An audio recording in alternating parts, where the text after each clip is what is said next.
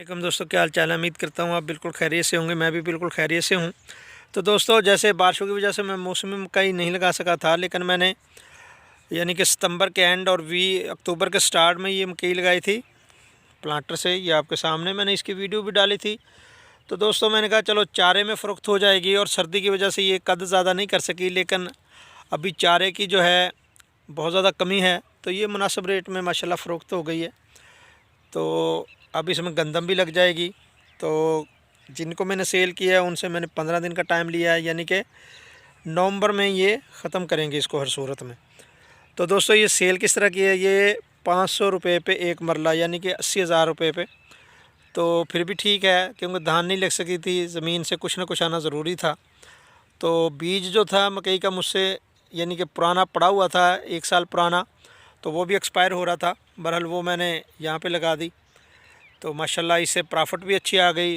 1.5 urea डाला है जी अभी तक इसको, और 2 पानी लगाए और 2 स्प्रे किए एमा एक्टोन ल्यूफ्रान के। सुंडी का अटैक तो हुआ, लेकिन माशाल्लाह फिर भी अच्छी रही। इतना ज़्यादा अटैक नहीं होता जब अक्टूबर का एंड आ जाता है और सितंबर का।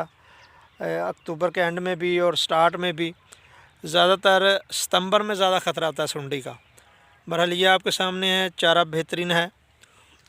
छल्ली तो हम नहीं बना सके, बहरहाल मैंने भी एक्सपीरियंस के तौर पे इसको लगाया था कि भाई अगर आदमी ज़्यादा से ज़्यादा लेट हो जाए और सितंबर के एंड में अक्टूबर के स्टार्ट में लगाया जाए तो क्या सूरत हाल है। बहरहाल अगर लगा ली जाए तो चारे में इजीली फ़रोख्त हो सकती है, क्योंकि जो ब्रीसीम है वो थोड़ा लेट हो जाता है बहुत ज़्यादा, उससे पहले ये अगेती आ जाती है, और चारे की बहुत ज़्यादा शार्टेज होती है इन दिनों में। तो आप इसको लगा सकते हैं जी, बेहतरीन नफ़ा मिल जाता है मुनासिब पैसे में। आप लोकल मकई भी लगाएंगे वो भी मेरा ख्याल है बेहतर चलेगी। बहरहाल ये लोकल नहीं है, ये तो हाइब्रिड सीड था। तो ये आपके सामने है जी। तो जी वीडियो अगर अच्छी लगी हो तो लाइक कीजिएगा, शेयर कीजिएगा, और नए आने वाले मेरे चैनल को सब्सक्राइब ज़रूर कीजिएगा। अल्लाह हाफ़िज़, अस्सलाम वालेकुम।